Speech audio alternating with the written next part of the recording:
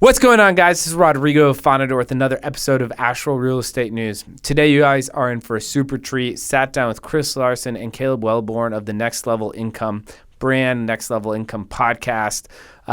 Big reminder, we're talking today about money, how to make it, how to keep it, and how to grow it. And that's kind of what the vision and the mission that they are on. So tune on in, listen as we discuss each of those three things: making it, keeping it, and growing it. And if you want to learn more and you like to read, they have a great ebook out at nextlevelincome.com/book. So tune on in, let me know what you think, and then share with your friends as always. Take care, and we'll see you all next week.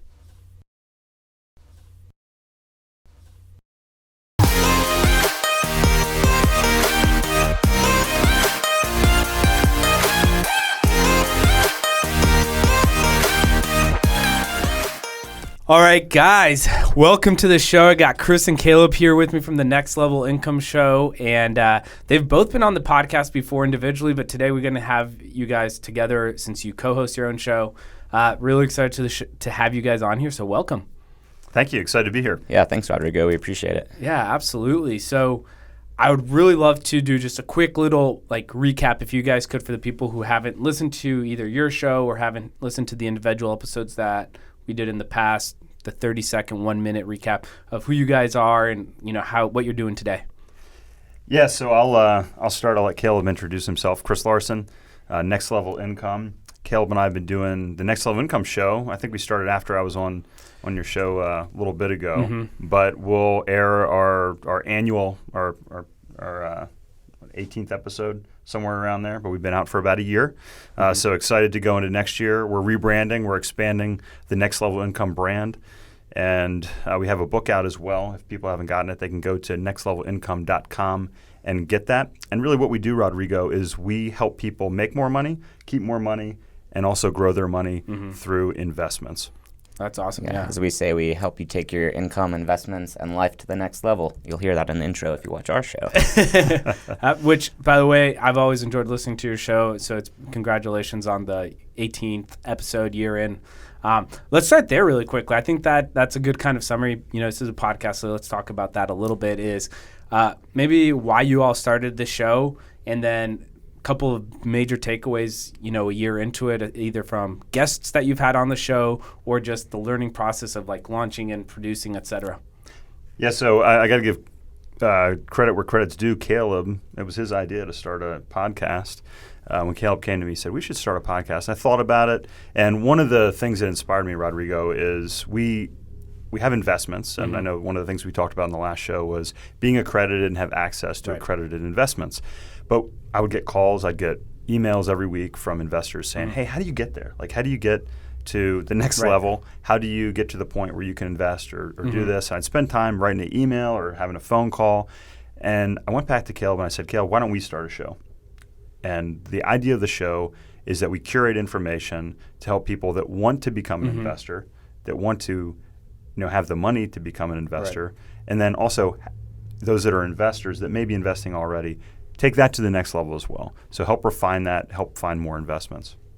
Yeah, one thing about the show is, and I wouldn't say this completely surprised me, but it surprised me about just how much it was true, was that I've literally learned something from every guest. We have a guest on every episode, and I've learned something from every guest we've had that I've been able to apply to my life and improve my income, investments, and life. And without saying I didn't think that I knew we were bringing on quality people who are super knowledgeable, but I was truly taken aback by how much I personally learned.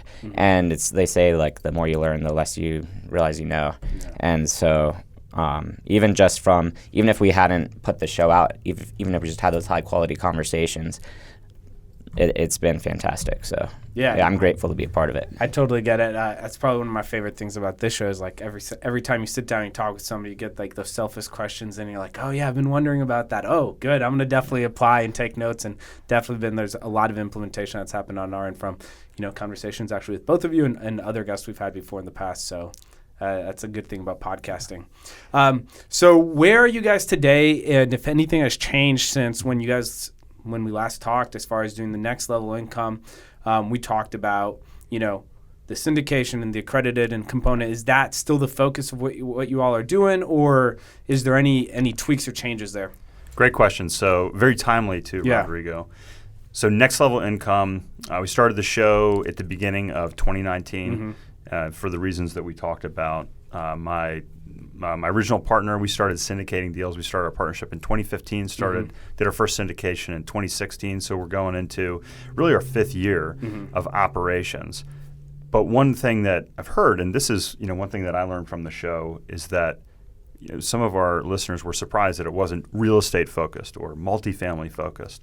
And they were surprised at the breadth and the variety of guests that we had on. And again, we weren't looking to just teach people about one specific thing.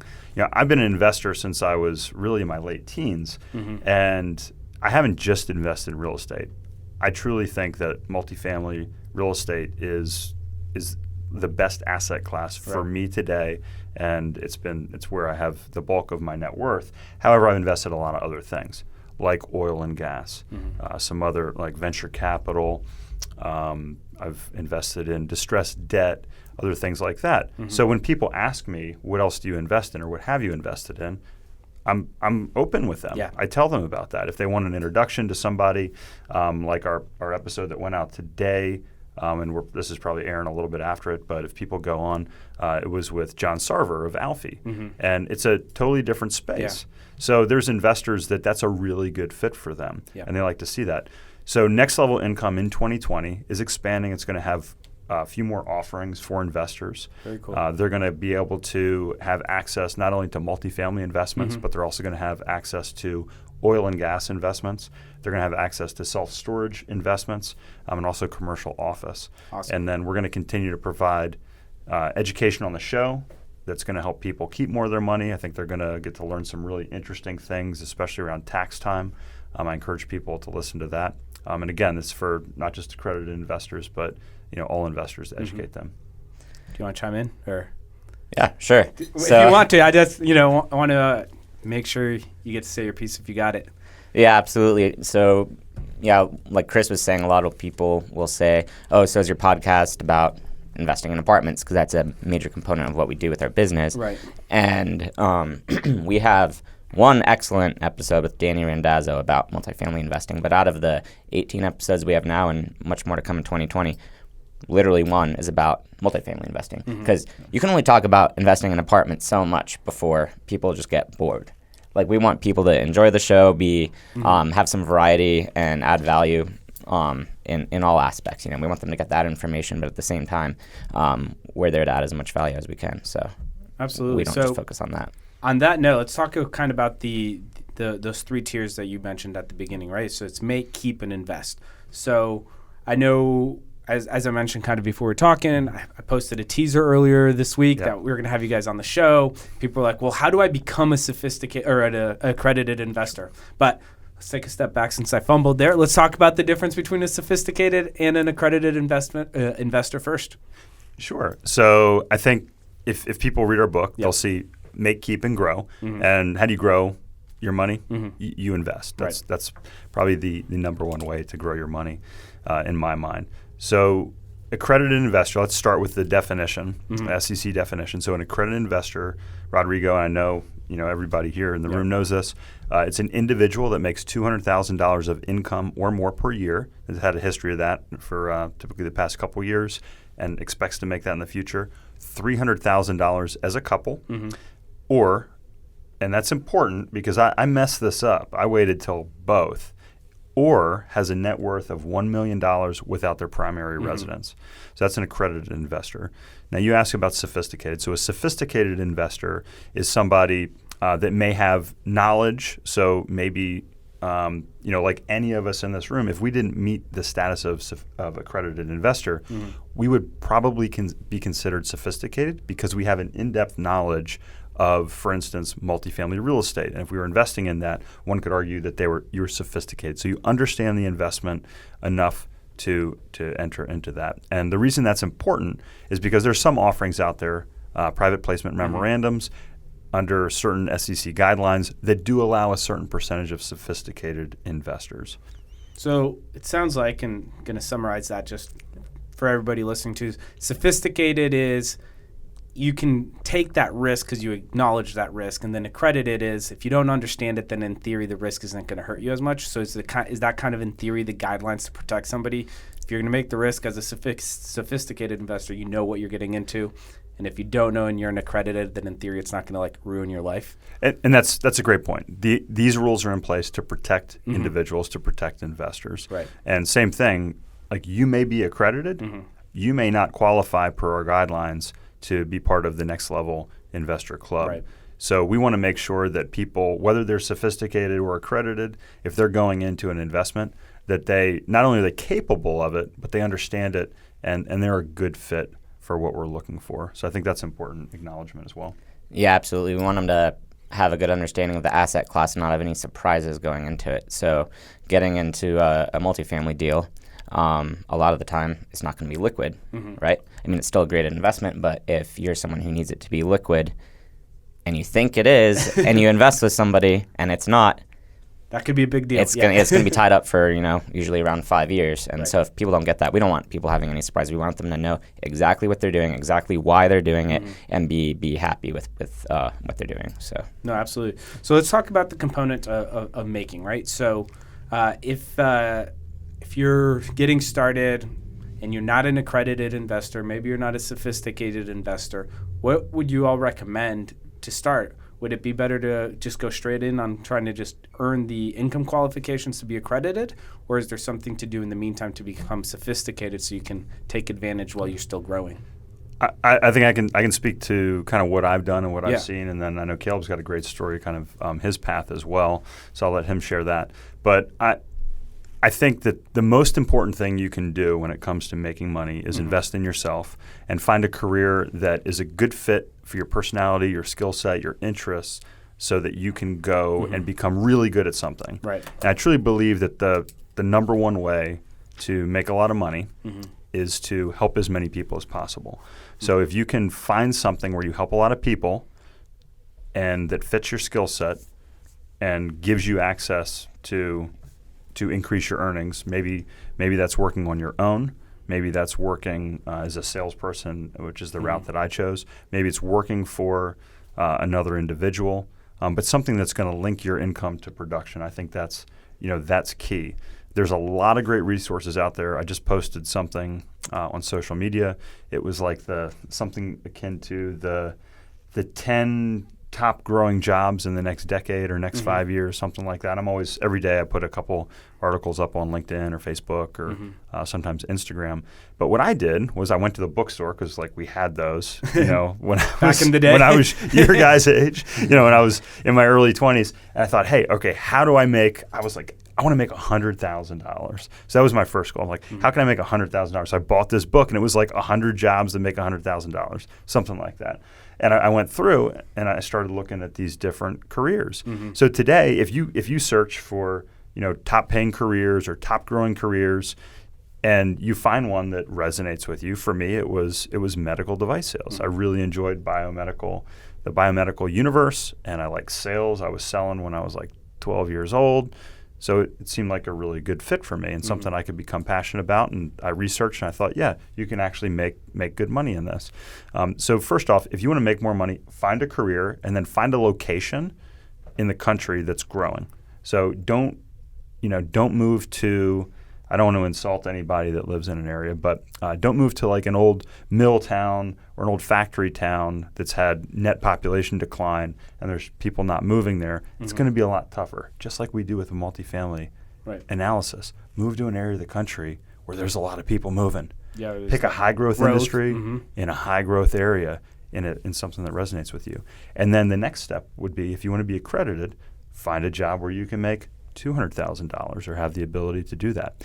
If that seems like too far of a stretch, you said, how do you become sophisticated?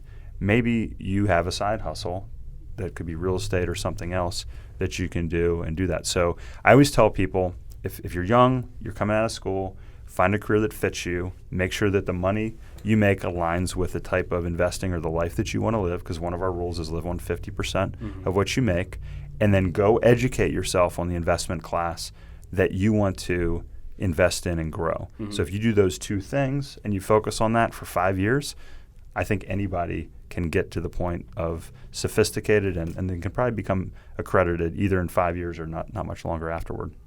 Yeah, and if you're wanting to get involved, find someone who is and ask if you can help them for free. Say, I want to learn about this, make sure, do your due diligence, make sure they're actually good at what they do. But if there's someone who's successful, say at investing in apartments, reach out to them and offer to work for free. Right. At that point, what do they have to lose? And then you get inside access to how it works, all the knowledge. I mean, Chris and I have known each other almost 10 years now, actually. And we were friends before he was running a cycling team that I was on. And then we kind of lost touch for a couple years. And my dad had an idea in real estate. And then I didn't actually realize how involved Chris was. I knew he was financially knowledgeable, let's just say that. So I reached back out to him because we just kind of lost.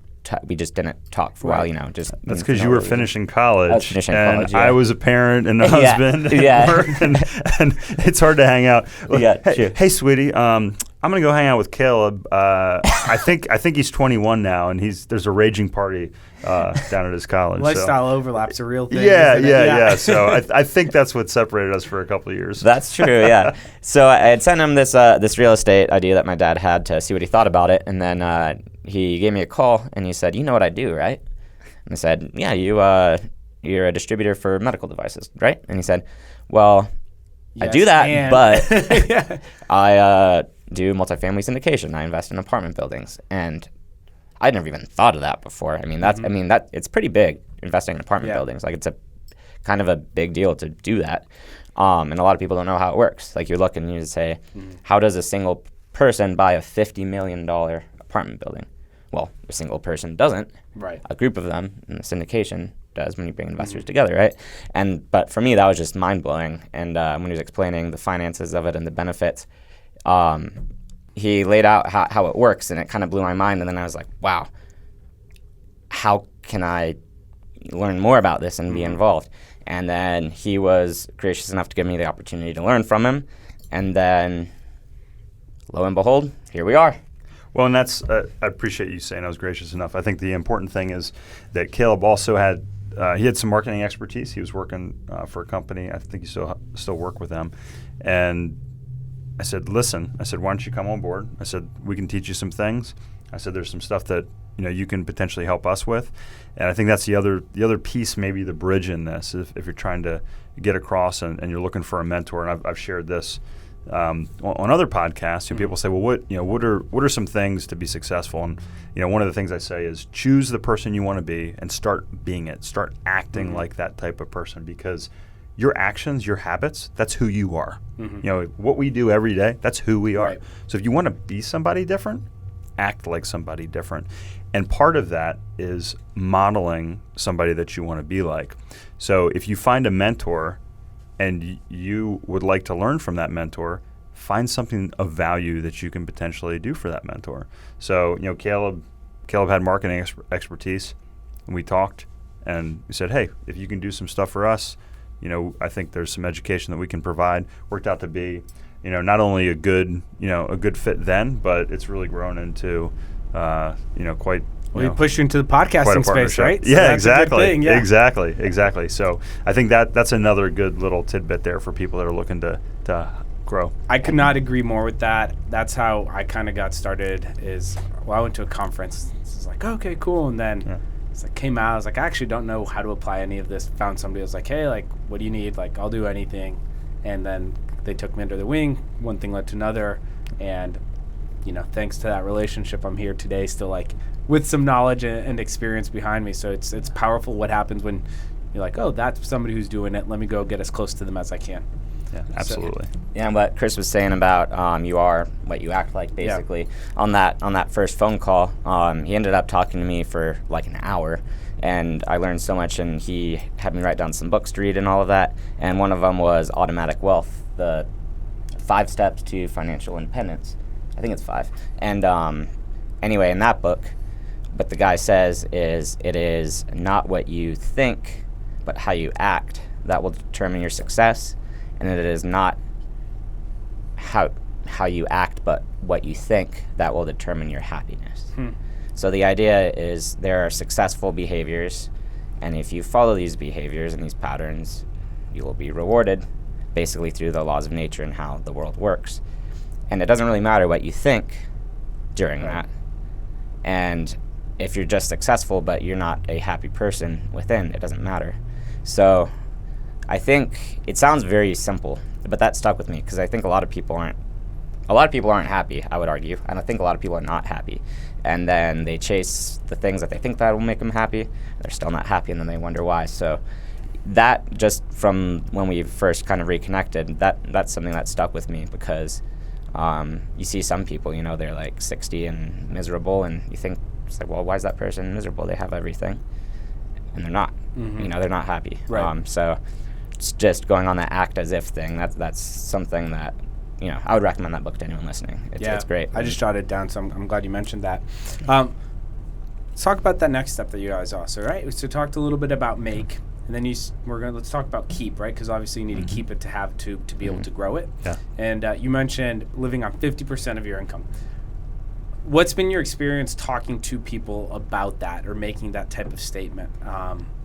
It feels like it's a big statement. I know, heard different variations of that before, but what's been your experience when you share that with people, and do people implement it? Are they able to? I think that it depends who you're talking to, right? Right. If you're talking to somebody that's my age that has been working for 20 years, 15, 20 years, that's in a lifestyle and that's like, well, geez, I have some friends, they live paycheck to paycheck essentially, and combined they make over $500,000, about $600,000 a year. Right. Live paycheck to paycheck. So you say to somebody like that, hey, John, you should save half of what you make. And I say half after tax. Let's make it a little easier. So some people, people like that, they're paying 40% tax. So that's, save 30% of what you're making.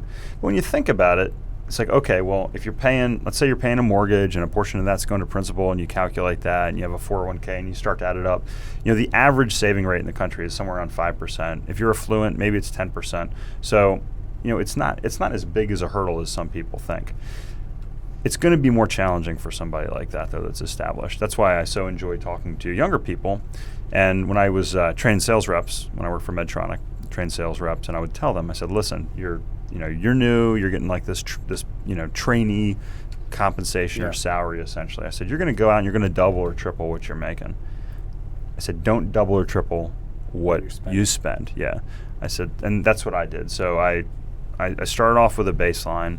I said, okay, I'm gonna lock in this lifestyle. And a lot of people looked at me when I started spending more money, and they're like, wow, like that guy's blowing a lot of money. But I increased my spending with my earnings, but I was only spending 50%. Right. So I think it may be somewhere you get to, it may be somewhere that you start at. It's a lot easier when you start younger in the process. I think it'd be really hard for somebody who's making, say, like $30,000 to $50,000 to live on 50% versus somebody who's making $200,000. Even though that $200,000 might hurt more to go to 50, right? That's why the first step is make more money, Rodrigo. I think that's important. I think that's important. Yeah. But I guess I want to bring that into, let's say, like Asheville, right? Yeah. This is local, so a lot of people are listening to this, right? I don't know what the medium income is here, but I'm assuming it's in that 40 to 60 range, right? That'd be fair to say around the country, I think it's right? 41 or 42, but I might be wrong. Well, let's just say 50 because that's an easy number to do math with. Might not be realistic to say, okay, spend less, make more, or how do you, I guess, summarize the question in a concise way is, what do you do, or what sort of baby steps do you think somebody can make when they're in that income bracket where it might not be realistic to cut 50%, or how do you I don't even know where to begin to make more. Does that question make sense? It does, and I think that's a great way to frame it. So let's start. Let's say you're a couple making $50,000 a year, and you have a car payment, you have a rent payment, you're paying tax like we all are, and you're probably paying more than you think you are. It's daunting. Maybe you're trying to save 10% and do that. So I have a blog post, and by the time this show comes out, it'll probably come out, but it talks about ways to make more time in your life so that you can start your side hustle. And I talk about how you can create another 20 to 40 hours in your life. So I don't care if you're making $50,000, $100,000, $500,000, $1 million a year. What I would say to that person is look at your life, look how you're spending your time. If it's really important to you to get to this point, let's find some ways where you can make more time. Find a side hustle. So like I was saying, find something that you can make money and be good at. Right. Let's say you're in a stable job. Find a side hustle or an investment or a type of investment where maybe you can flip a house. You can go to the local CREA meeting, CREIA, local CREA meeting. You can figure out how to wholesale homes. Maybe you make another $1,000, $2,000, $5,000. Caleb can talk about his experience as he kind of scaled his business as well. So maybe you don't actually cut your spending. I live by the rule of abundance. I don't want to live poor. I don't want to act like I'm going to be poor in the future and live on less. I want to make more money and have my investments grow. So let's focus on that part. Find some more time, find a side hustle. So I'd say, okay, let's figure out how you can make 10 grand more, 20 grand more, 30 grand more. The other thing I would do is say, because right? Let's look at your taxes. Do you have a tax strategist? Are you employing anything to help save that money? So if you're making 50 grand a year, chances are you're probably paying 10,000 in taxes. When I bought my first rental property, I was making, I forget exactly what I was making. Let's say I was making $60,000 a year.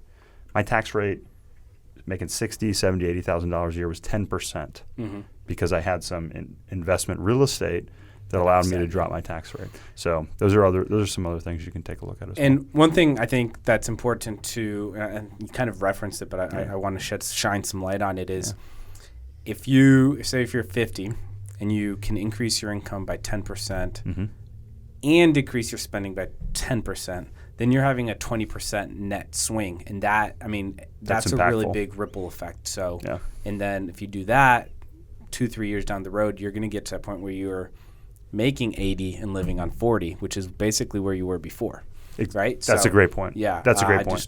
You kind of referenced that. I was like, let's shine some light on that because I think that's might seem more palpable as far as taking those steps. Yeah, and I think that's a great way to say it. So when I say, save 50%, I'm not saying that take your lifestyle today, slash it in half.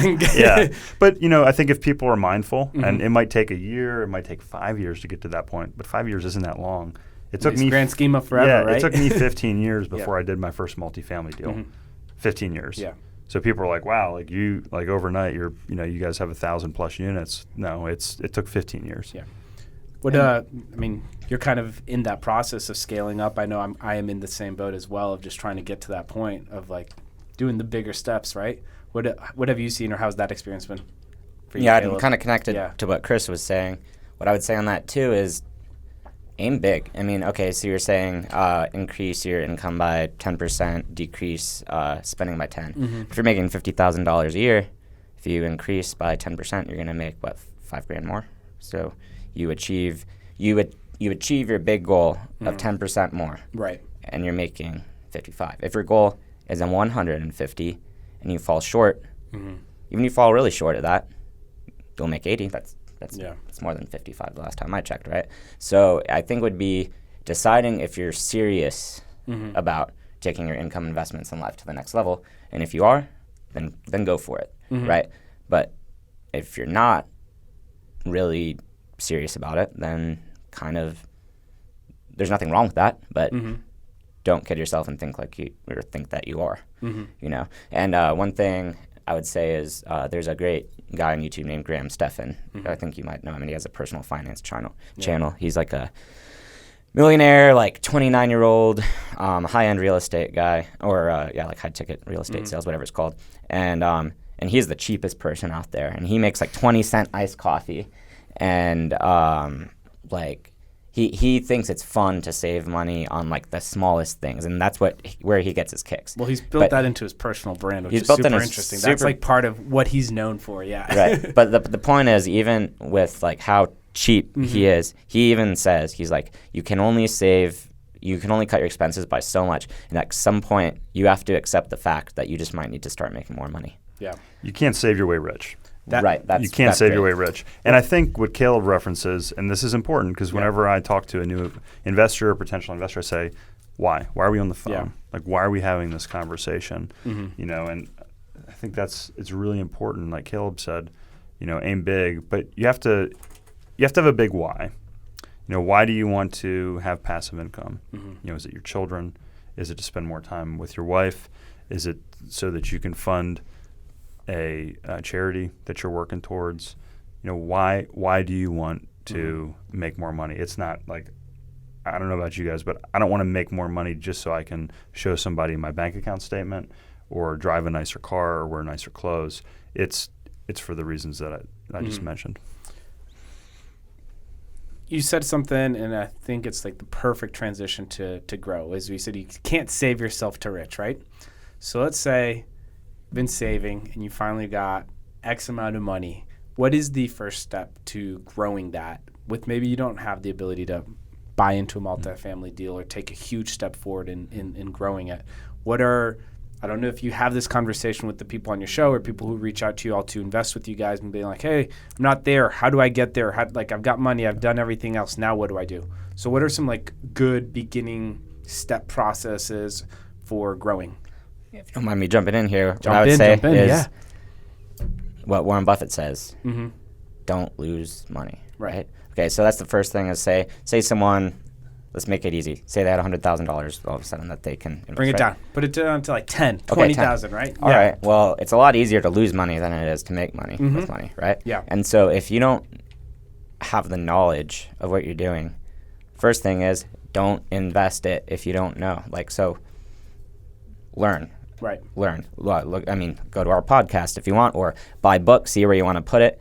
Just because your uncle made it big in the stock market doesn't mean that you are, right?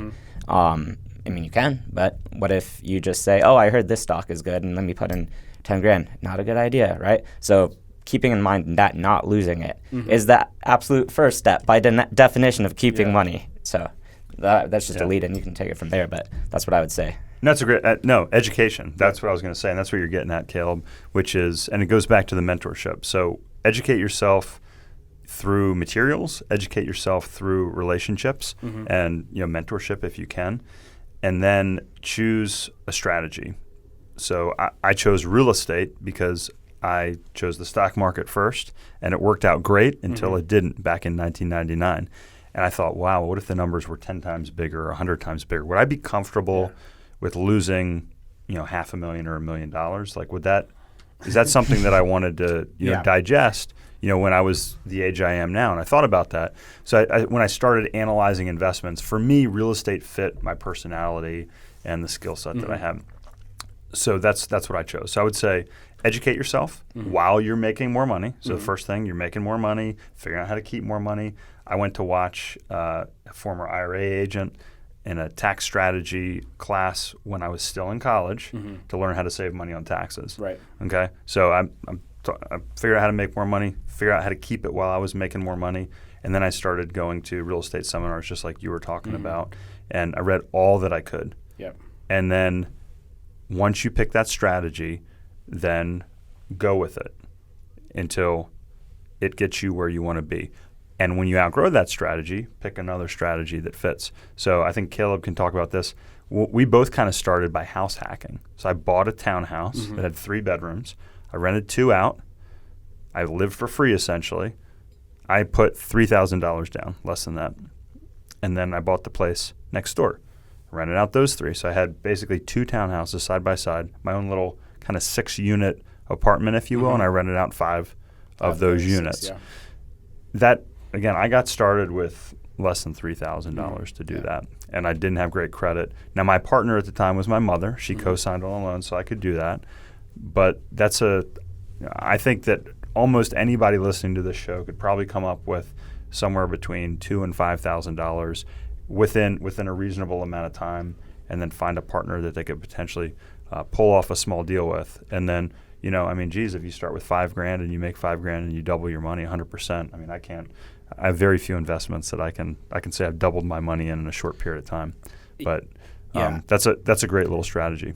Yeah, I think that house hacking I always say is like, I wish that's where I would have started first. And like, I heard that strategy like a little too late when I was getting started. And now it's like trying to go back to that and hopefully actually going to be able to do that at some point in the next year. But we said to someone, it's like having your cake and eating it too, right? It's like having your own house, not having to pay rent, but also having an investment that's going all the time. And it's a really good first stepping stone. So, yeah.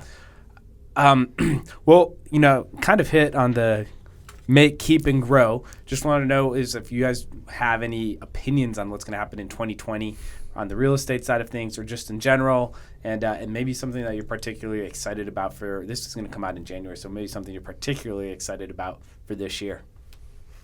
Well, what I would say is it's not even necessarily specific to 2020, but more of the decade. Something I've learned a lot from Chris is about demographic trends. And what's driving multifamily growth is the millennials and the baby boomers. So with these two groups, I mean, massive population bubbles, and it's no secret that home ownership is going down. And America is one of like the last developed nations in the world that still is like a homeowner culture, whereas a lot of other countries are renter nations, and the United States is becoming more of a renter nation. So my prediction for it is that it's going to remain strong for quite some time due to those trends. What's going to remain strong? Multifamily, okay. Yeah. And cool. I mean, that's a big focus that we're in, so that was my multifamily. Clarify, right? Yeah. So I don't ride short-term trends. I did that in the stock market, and I got burned by that. So Boone Pickens is a guy that he follows big long-term trends, and he's been wrong, he's been right. But I like to follow big trends. I'm a demographics guy. That's why I got into the medical device industry. Why I got into the real estate industry.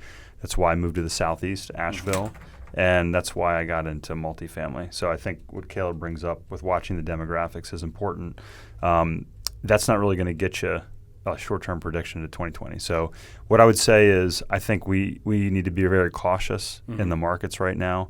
I think the stock market, the real estate market are at pretty high levels. If you look at valuations, stock market's at actually unprecedented high levels of valuation. So I think 2020 is going to bring some surprises. That's not a prediction. That's a statement. That's okay.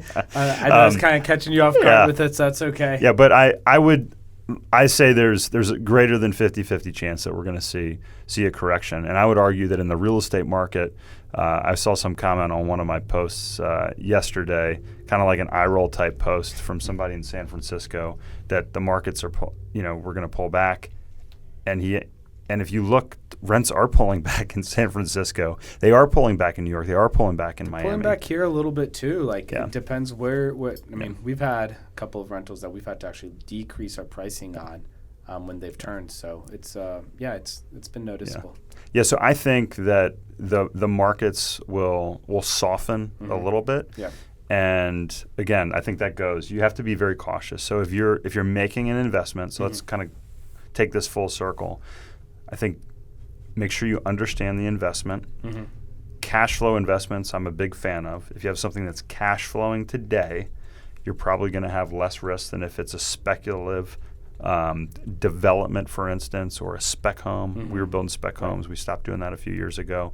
And I think that those cash flow investments most likely will outperform the more speculative investments this year. But don't bet any money on that. See what happens, right? Yeah, and I would say gut feel. I mean, this is my gut feeling. Right now, I feel very uncomfortable with putting money into the stock market. And that's my gut feel. With, say, apartment buildings, I don't think twice. I don't feel any sort of hesitation or worry. Or, in fact, I'm like, this money, I feel like my money is safe when I do that. But stock market, I feel like I'm at a blackjack table. I just can't bring myself to do it right now. And so, and that's not even, I mean, it's backed by some data, but sort of echoing what you're saying with the potential correction. Yeah. That's just how I feel. Fair enough. Well, as we finish up, anything you guys want to talk about specifically about next level income, just want, something that's exciting, anything you guys, projects that you're working on, et cetera, that'd be great to hear about. And where to connect with you all. Sorry, yes. Yeah. Where do you guys, where does somebody go connect with you guys? Yeah, so you can find us at nextlevelincome.com. Right. You can get our free ebook there. Also, January 17th, maybe the 18th. I gotta look at the exact date. It's Friday, January 18th. I'm going to be speaking at the Multifamily Investor Nation Summit.